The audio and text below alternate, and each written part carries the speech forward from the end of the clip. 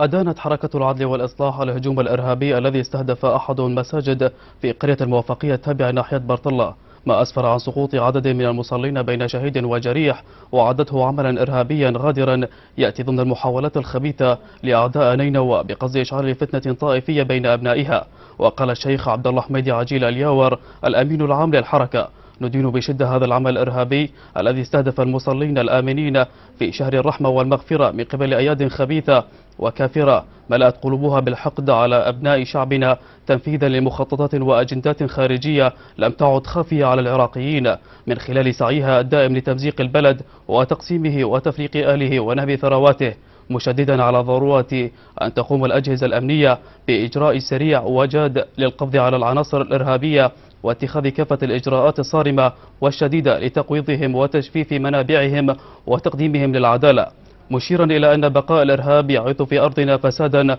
مع عدم الكشف عن منفذي العديد من العمليات الإرهابية التي استهدفت وما زالت تستهدف أبناء شعبنا، يلقي بالمسؤولية على عاتق الأجهزة الأمنية ويثير الشكوك والتساؤلات لدى المواطنين حول جاهزيتها وقدرتها على توفير الأمن لهم وكشف مخططات أعدائهم، داعيا الحكومة المركزية ومجلس النواب إلى إعطاء أولوية قصوى لأمن المواطن وما يتبعه من أعداد للأجهزة الأمنية وفق معيار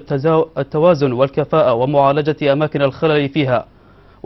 وتنقيتها من الدخلاء والعناصر الغير كفؤة، معربا عن خالص التعازيه لعوائل الشهداء، داعيا المولى عز وجل أن يمن بالشفاء العاجل على المصابين.